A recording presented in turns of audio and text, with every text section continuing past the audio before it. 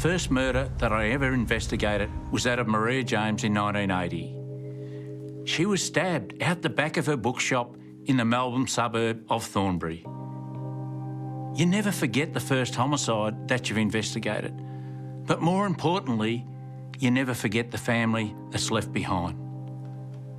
I always say, every family deserves answers.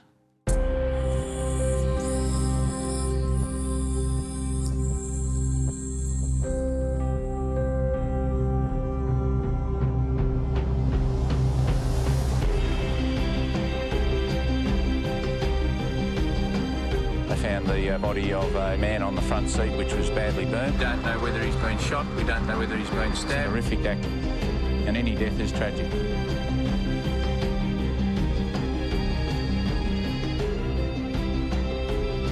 A total of 9 shots were fired. The best detectives Victoria's ever seen. I don't intend to stop until someone's brought to justice. Failure is not an option.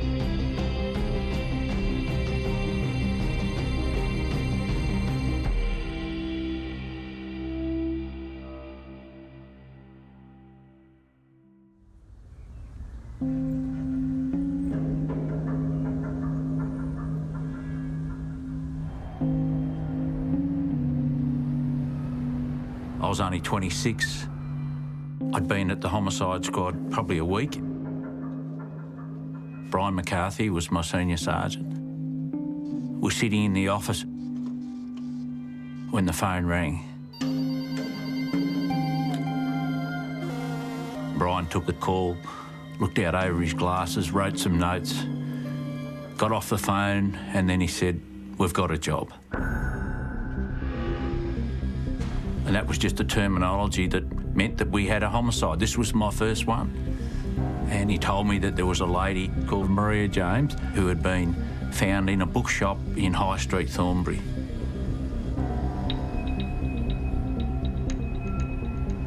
As a young boy growing up, all I ever wanted to do was be a homicide investigator. And I used to watch the original Homicide series.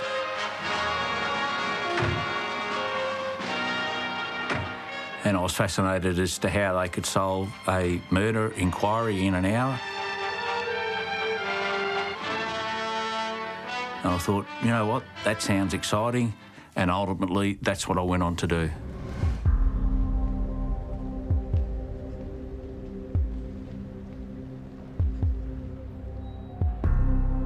And here I was, finally at my first homicide investigation, the murder of Maria James. It was a single-fronted shop. There were books displayed on both sides of the door.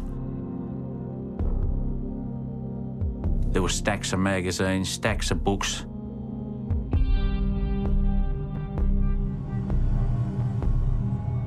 And then you walked to a door, and you opened that door, and straight to the right of that door was her bedroom.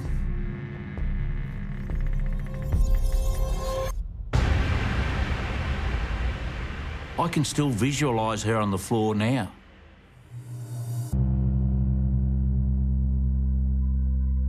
There's white shag pile carpet. There's blood all over the carpet. Her hands are tied with hay band. These are horrific injuries and an horrific crime scene. There is absolutely no doubt whoever was responsible would have been covered in blood. This is where someone's lost their self-control. Maria was 38 years at the time of her death. She had 2 sons, Mark, who was 13, and Adam, who was 11. And she was running this second-hand bookshop.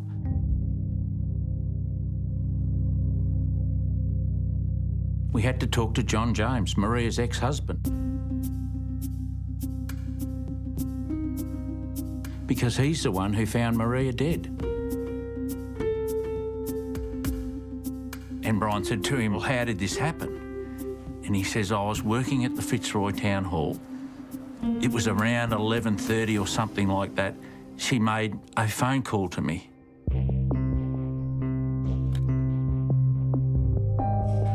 She sounded somewhat distressed. She said, "I'm in a spot of bother and I need you to come out here."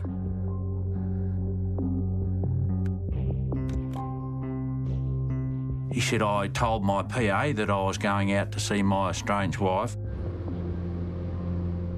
I got in the car and I hurriedly came out to the bookshop. I went to the front door. The front door was locked. So I went around to the back of the bookshop and it was locked also. So I got a ladder and I went through a window. I came through the residence of the shop, and then to the left is the bedroom right near the entrance to the bookshop. The door was ajar and I looked in. I couldn't believe what I saw.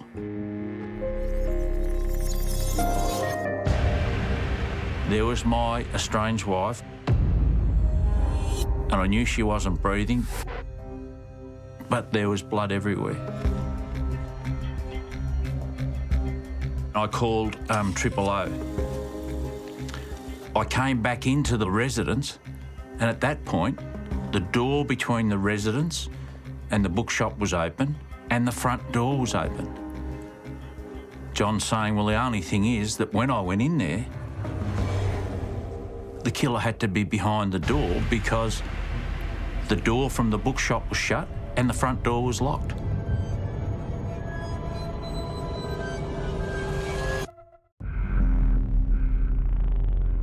This was the first homicide that I'd been involved in. There were lots of things to process. And one of the first things that we found was there were 2 cups on Maria's table.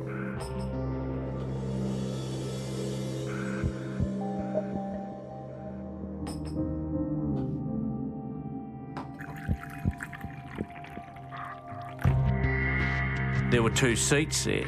You're not going to go and make a cup of tea or coffee for someone you're not comfortable with. She's comfortable having a conversation with someone. Then for whatever reason it deteriorates. So what's happened in that conversation to get it to that point? This is somebody who knows her. This is someone who is upset.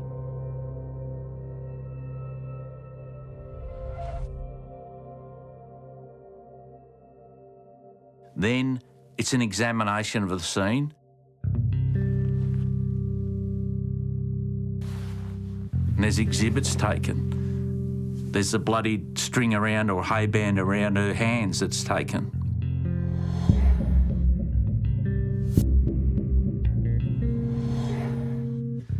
What we discover is there's a knife missing, a stay sharp knife. There is a mark on her face that's zigzagged, and we try to work out what that is. And Brian McCarthy, my senior sergeant, says, that looks like a potato masher. We were actually able to go back and find a potato masher at the house which matched identical the markings to her face. At some stage while she's on the floor, whoever's responsible is holding a potato masher on her face to hold her face down, and at the same time is stabbing her.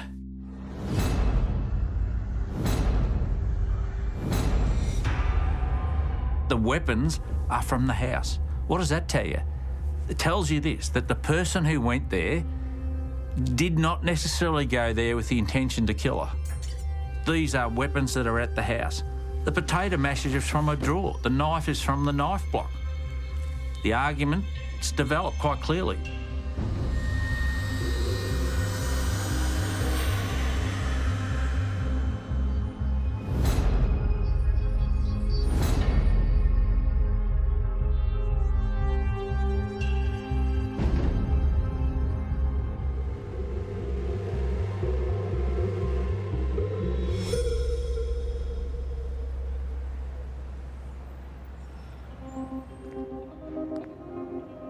I often say you've got to put yourself into the mind of the offender and the skin of the victim.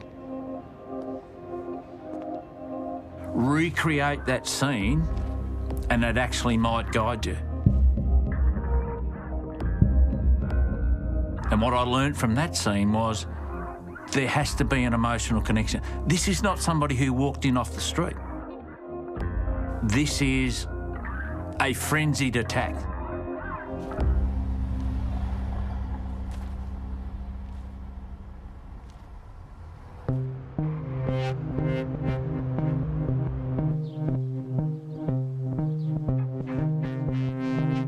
Quite often in murder investigations, the estranged husband or those that are very, very close to the deceased are responsible.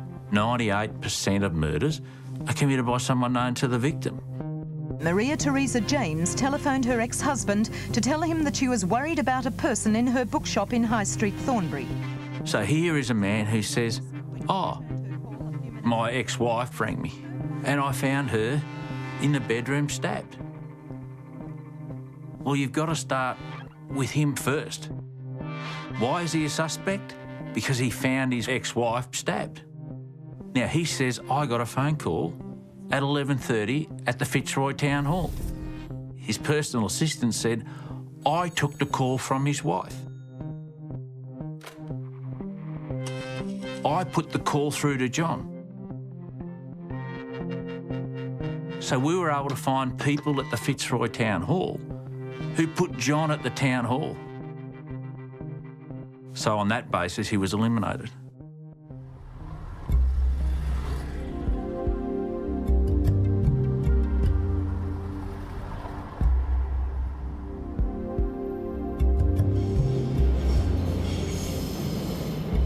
Brian McCarthy had a view that why drive into the office and then have to drive out to Thornbury where we could save 2.5 hours a day? So we set up an information caravan at the front of the bookshop. As one detective said, no expense is going to be spared to try to catch this perverted killer. Even the search and rescue squad has been called in. They'll be covering every square inch of this area to try and find a clue, particularly the murder weapon. The local priest, Father Bongiorno, says he warned Mrs. James that the bookshop and the location did not make for a suitable environment for a single woman bringing up children. I was concerned about her vulnerability, but I never thought it would come to this, of course.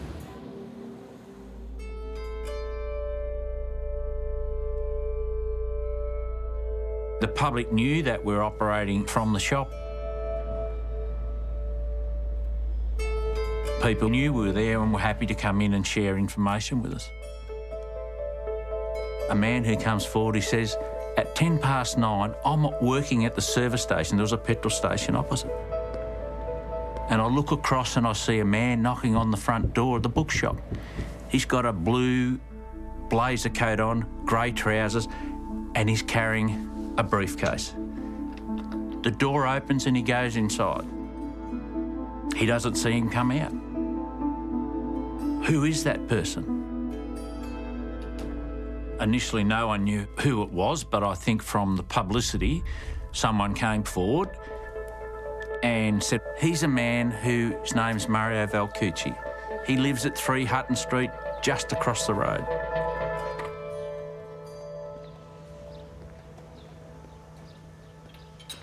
So we went to Mario's house. Mario was about 50. He'd never married. He lived with his mother.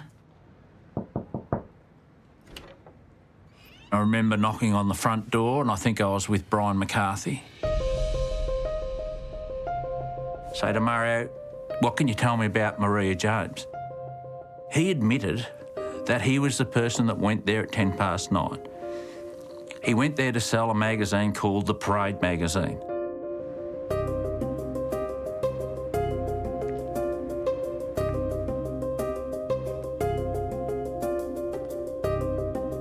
They were a magazine from the United States of America. A lot of them were related to sexual killings, and they were a very, very odd magazine.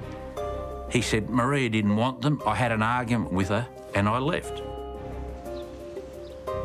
And then we searched the back of his house and we find hayband identical to what her hands were tied up with.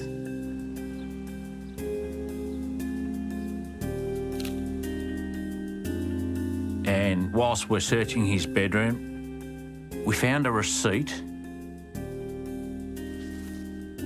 and it was for a dry cleaning service.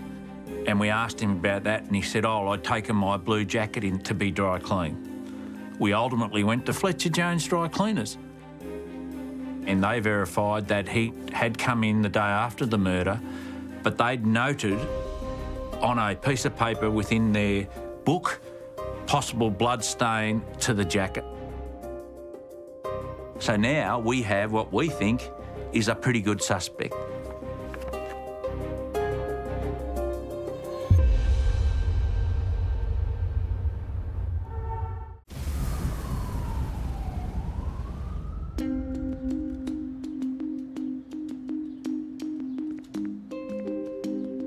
I'd been at the homicide squad probably a week, and the first job that we did was the murder of Maria James.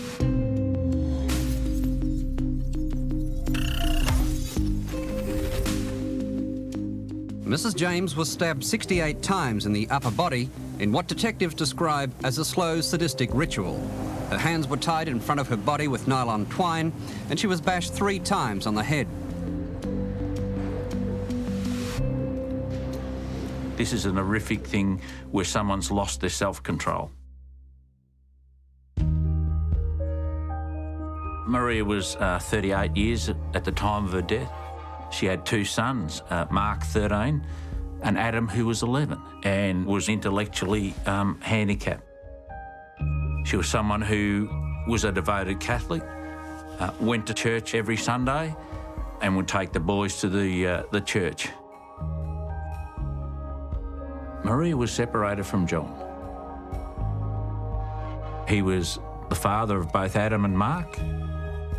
She ran the local bookshop to support herself and her boys. My mum was about the best mum any child could ask for. Mum was well known in the community. I mean, back then it was, it's not like it is today where some of us don't even know who our next door neighbours were. Back then, everyone knew each other, and she was well liked by all. And this is a photo of your mum in her wedding dress. It was taken just before her wedding. Right. And you might remember this one. This is a photo. She really looked after us. In everything she did, there was care, there was devotion, there was love. You know, also with Adam, with his mild handicap, that didn't put her off in the slightest. She put every bit of extra effort into, you know, developing Adam and communicating with Adam and ensuring that his needs were met. She was a great mum. You couldn't ask for a better mum.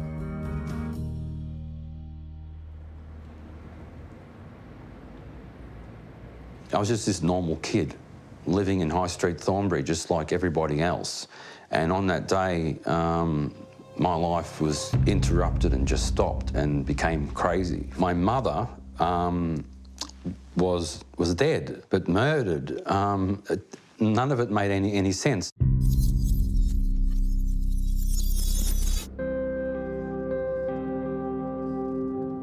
For Adam and for Mark, the most important thing to them is I want to know what happened to my mother. They just look at you to think that you're the person who's going to provide that answer. This was a jigsaw puzzle, putting piece to piece together to finally get a picture. But as time went on, I realised it was far more important than that. Those who had passed on didn't have a voice. This was about bringing a voice, bringing some resolution to their family as to why someone would take the life of their loved ones. Every family deserves answers.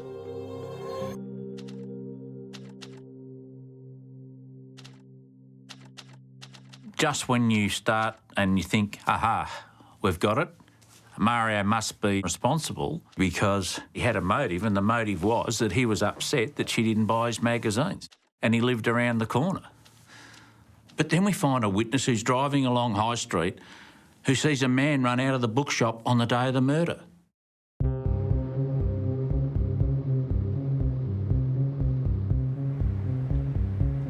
She nearly ran over him and she saw that man run into Hutton Street. This sketch is a likeness of the man police are looking for.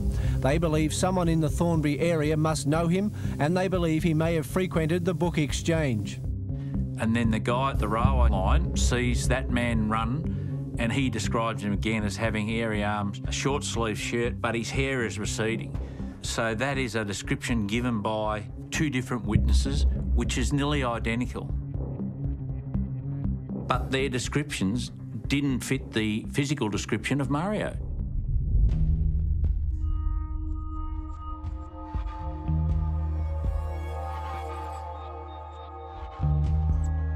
The Maria James murder created a lot of media attention.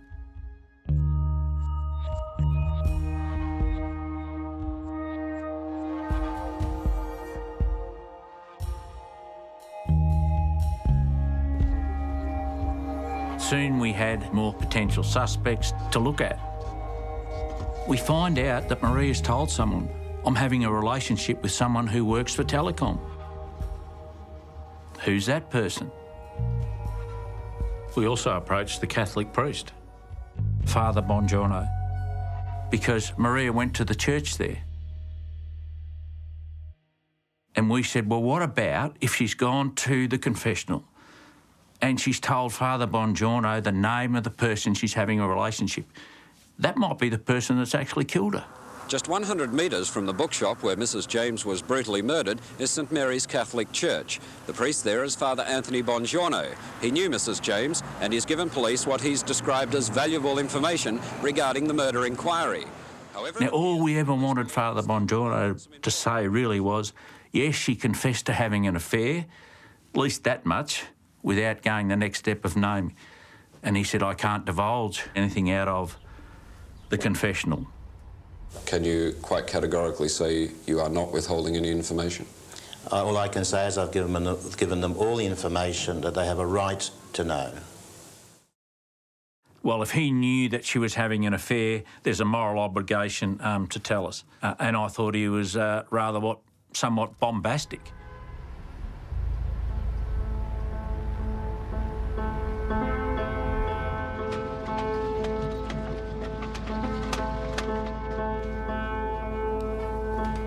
Someone came forward and talked about a man who was regularly seen leaving the bookshop at 5 a.m. in the morning. Is that the man that she's actually having the relationship with? The boys even know that he's there. We continued on. Astonishingly, we got a call and we tracked down the telecom worker, and he was living in South Yarra. He was taken back to the homicide squad where he was interviewed. He says, yes, I did go there. And he said, yes, I know the bookshop. You can come to my house. There are books that I've purchased from Maria. He denied being in a relationship with Maria. I often spoke to her in the shop, but I didn't kill her and I have nothing to do with her death. So I got the sense that he was being honest. And I was reasonably comfortable with the account that he gave, that he could be probably eliminated at that point but never exonerated.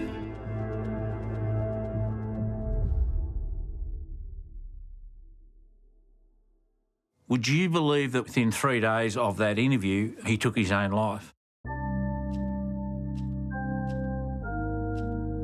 He typed up a note on a small Olivetti typewriter, basically saying he'd had enough of this world and that he wanted to basically pass on. There was no reference to Maria James.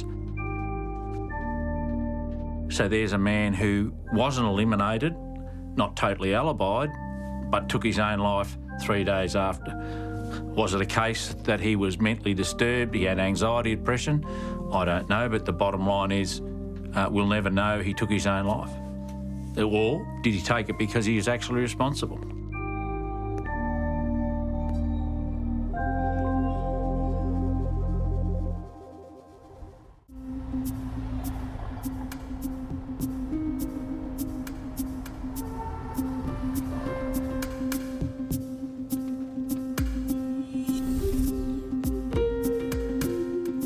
worked at the bookshop from 7 o'clock till about 11:30 at night. I was living at a place called Launching Place, which was 65 kilometres from Melbourne. So by the time I got home, it was 12:30.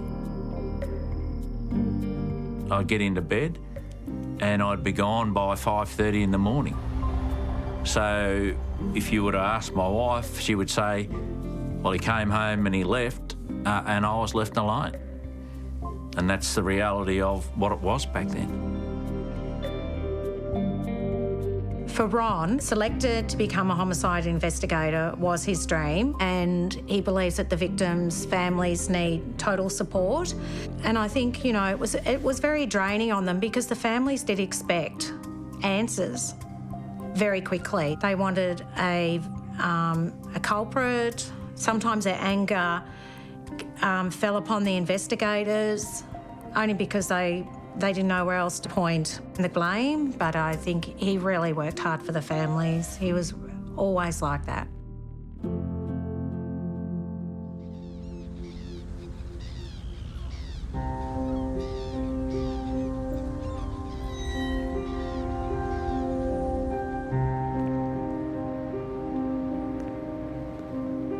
We spent 2 months at the bookshop, and eventually we got to the point where there were other investigations that had to be undertaken. And then from then on, we still worked on it, but not from the bookshop. We went back to the office and we continued on-call responsibilities, and then other murder inquiries came in. So to some extent it was put to the background, but you continued to work on it when you had time. There were 4 of us on the crew. I would say 3 of us believed that Mario Valcucci was probably responsible. But we had no forensic evidence other than he admitted that he'd been there. It was disappointing at the time that I didn't solve it, because I think every family deserves answers.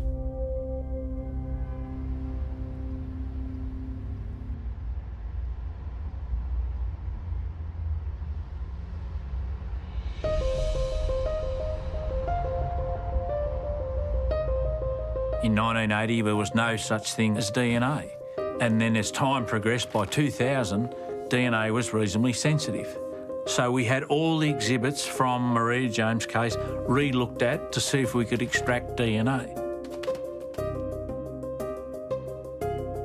There were pillowcases or pillows at the bookshop, and pillowcases were collected back in 1980. Back then, all we could have got was, yes, that's Maria's blood, no further examination. When we re-investigated it in 2000, those pillowcases were taken to the Forensic Science Laboratory.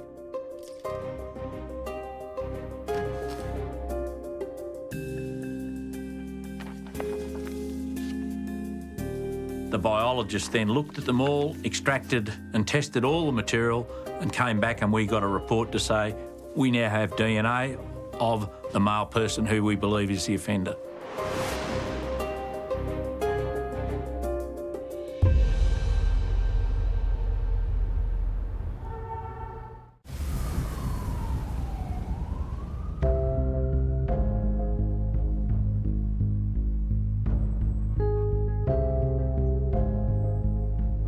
By the early 2000s, I was running the cold case unit at the homicide squad. I'd been a homicide investigator for many, many years, but one case which still troubled me, which was always on my mind, was the murder of Maria James.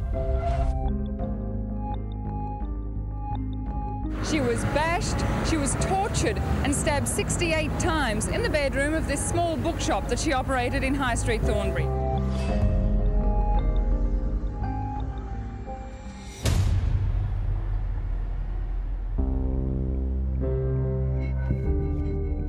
Years on, we still have a list of suspects: Mario Valcucci, the telecom worker, and various other people.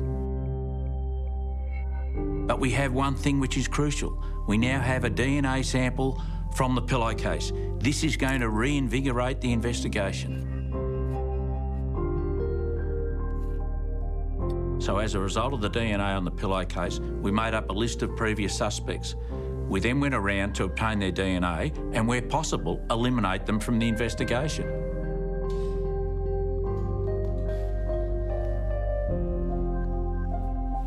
so I went back to Mario Valcucci, who was in a nursing home. But his sister gave me permission to get his DNA. I always thought that Mario was a pretty strong suspect. I checked the DNA against the profile and he was eliminated. There were several other people whose names were in the file. I think by probably 2006, 2007, whilst we'd slowly worked through the list, we were to the point where it was square one. Everybody who we thought might have been involved had been eliminated. Admittedly, we didn't get the DNA from the telecom worker. He'd been cremated. But on the whole, we were satisfied that all the suspects who'd been nominated were eliminated. It got to the point was, well, that's it. There's not a lot else we could do.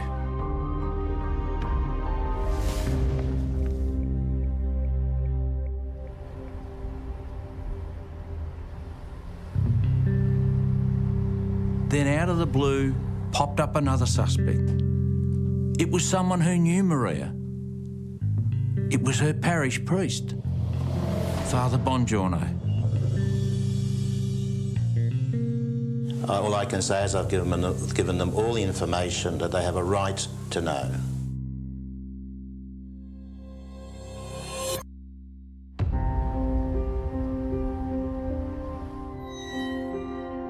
Keith Moore from the Herald Sun was always someone who was passionate and wrote stories about unsolved homicides. He wrote 2 or 3 different stories around the Maria James murder from 1980, how fascinating it was, and eventually he wrote a story that Father Bongiorno had been charged with pedophilia.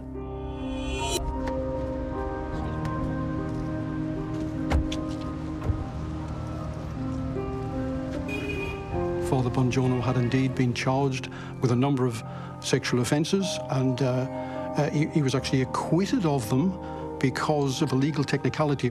But some years later, the Catholic Church accepted the stories of the victims and paid compensation out. So certainly the Catholic Church viewed him as a pedophile. The 2007 article was something that the Herald Sun did that first brought Bongiorno into the public limelight about being a suspect in Mum's murder.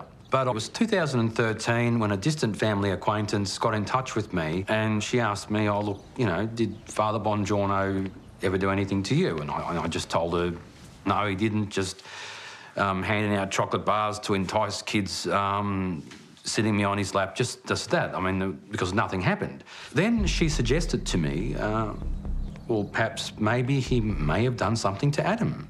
Would you ask Adam? And it was in a week or so later, I was taking Adam out to lunch. We were going to go to the local pizza shop there and grab some lunch together, and I put it to him, did Father Bongiorno ever do anything strange to you? Did he ever touch you in any way? Adam said yes, and he pointed down to his private parts. In that moment, it's like the feeling that you have when you have a car accident or when you're in a plane and your engine stops. Time slows down. I was hit by a ton of bricks. I couldn't believe it. Sitting there in the car trying to take this in, thinking, shit.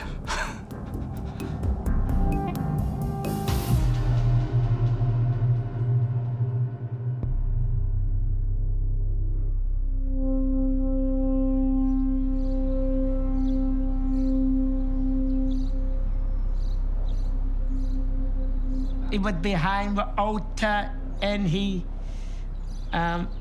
said to me, it was kind of in a abrupt way, you know what I mean?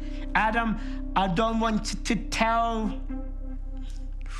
your mom or Mark what I'm going to do to you. Then Then I said to him, what are you doing?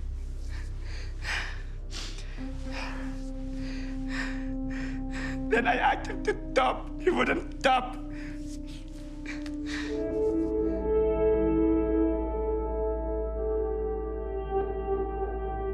Adam said, I later told my mother, but I didn't tell Mark. I told my mother.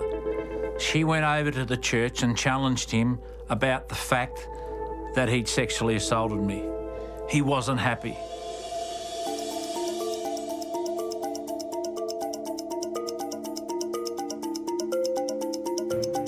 What happened on that morning, when she was making breakfast, she was standing at the stove, and she said to me, if anything ever happens to me, make sure that you look after your brother.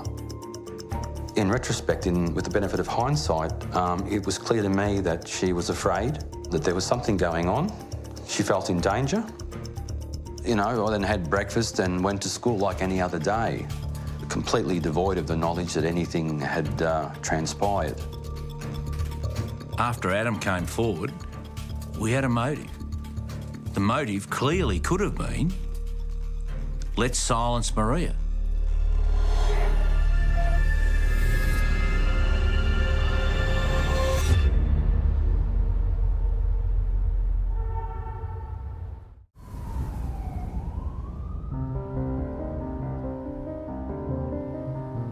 By the early 2000s, it looked like we'd never solve the murder of Maria James.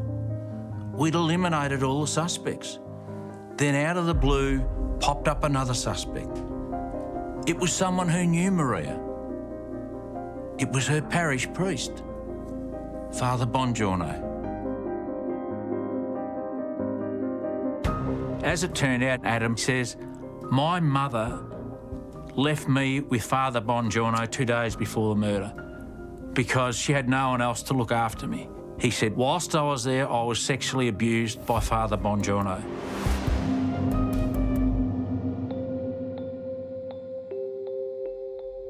But Father Bongiorno died in 2002. The only way to eliminate him from this investigation was to obtain DNA from a relative, and he had a sister. And I explained to her that the paper had written articles about her brother, indicating A, he was a pedophile, B, he'd sexually assaulted Maria's son, and he potentially may have been involved in Maria's death. She said, I won't give it to you.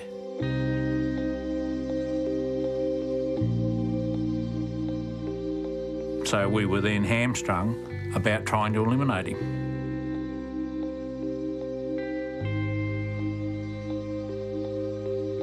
Ron always used to say that he hated the jigsaw being not finished. He needed to put in that last piece, and that's what a cold case to him was, to find that the closure for the family.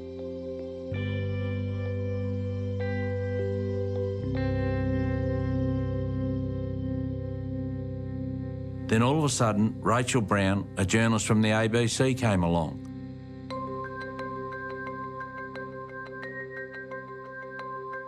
She reinvestigated and stirred it up. She interviewed hundreds of people, and she put together a podcast called Trace.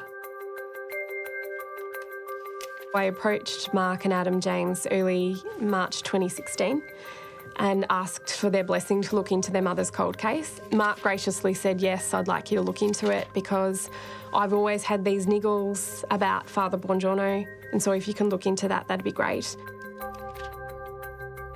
Adam has an exceptional memory. Now, he says the day of the murder, he overheard part of a phone conversation that Mum had said to him, I'm going to call Father Bongiorno. She'd complained to the church and wanted to take this further. That's the Tuesday morning my mum was murdered.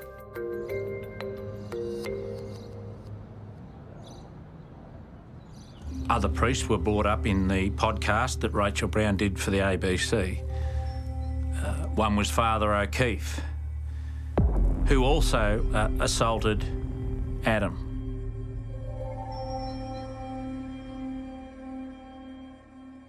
You've got Father Bongiorno, Father O'Keefe at the same parish, sexually assaulting my brother. There's a possibility of collusion between these two priests.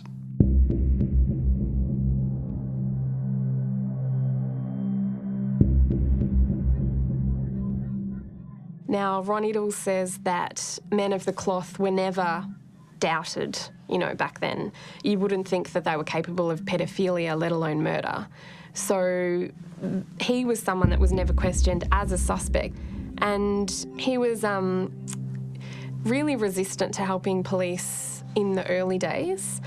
I understand later on he became a little less so, but still unable to reveal who the killer was.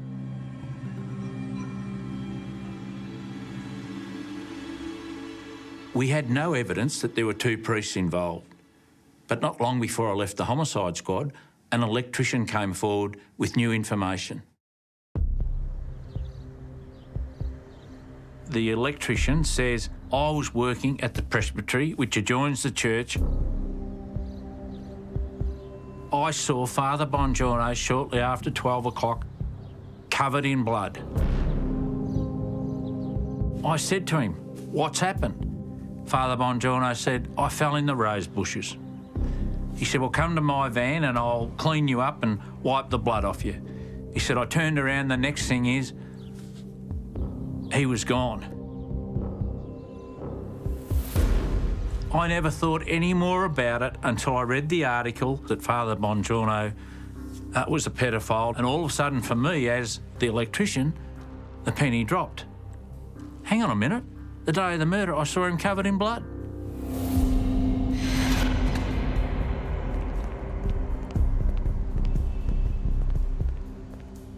Now, he says I'm not mistaken about it. So all I'm saying is that is a factual statement which in any homicide case you would wish for. It's nearly the smoking gun.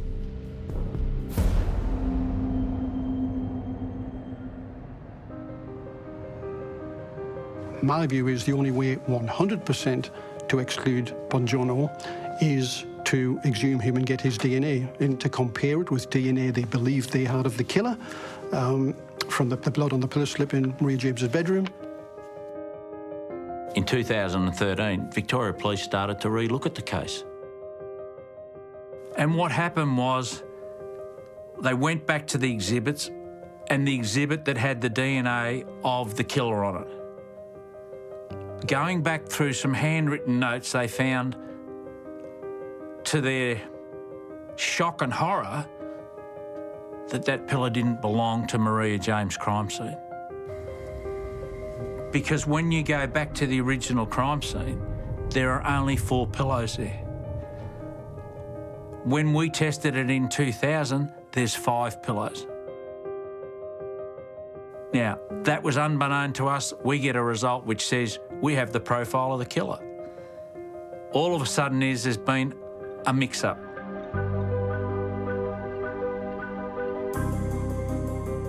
Victoria Police say that the DNA bungle happened because the exhibit from an older case was sitting on a shelf beside Maria James's exhibits bag, and that someone put it into her bag. So Victoria Police have come out and said that due to human error, we do not have the DNA of the killer.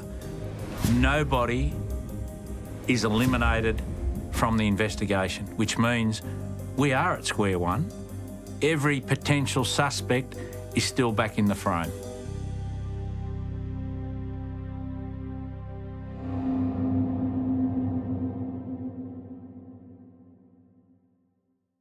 I think you have to work on what the facts are. So this is not my opinion, this is relying solely on independent facts. Adam James was sexually abused by Father Bongiorno and has made a statement. Maria James confronted Father Bongiorno about that assault.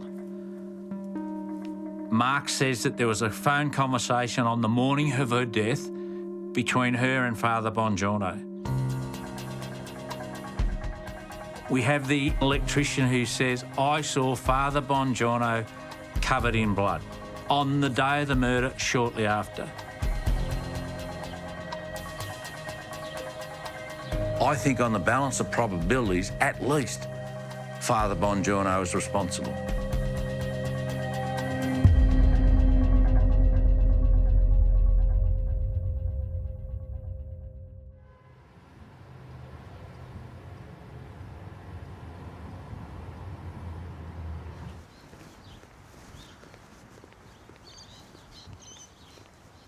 I think I know who killed my mum.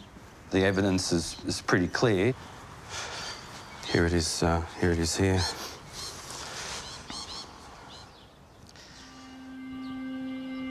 The 17th of June 1980. Yeah, it's a date, Ron, that I'll never forget. No. It's a date probably that I'll never forget. But for you, it's totally different. Sadly, tragically, someone took your mother's life. Even though we're probably 37 years on, I think I always live in hope. It doesn't matter how dark it is, the stars will still shine. So there is somebody out there, who knows.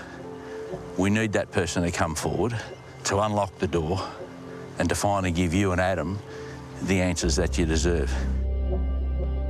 And it's an honour for me to stand here today with you. And to respect such a beautiful mum. Thank you very much. And I hope that someone comes forward. Me too. And finally gives you that peace that you both deserve. Ron Iddles has been on this case from day one. It was his first case. He's dedicated to it. He's given me hope, he's given me encouragement, and he's been fantastic. You know, I cherish the relationship with Ron. I have a saying, and that is, every family has the right to have an answer. They've got the right to justice. They've got the right to actually know what happened to their loved one. I often listen to people talk and they say, well, they've got closure. Nobody gets closure. What we want to do is actually give family an answer. They want to know why they lost a loved one, how it happened, who's responsible.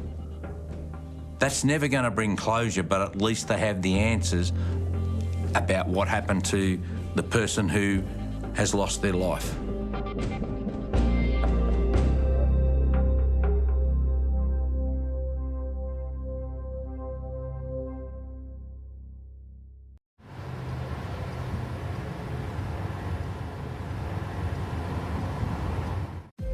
He was charismatic, intelligent, a little bit flash. I loved him. Australia's most notorious con man, stealing women's hearts and everything they own. I didn't suspect anything. Ripping off more than $70 million. I lost everything. How they caught him is only half the story. What happened to all that money? King Kong, the life and crimes of Hamish McLaren, next Sunday.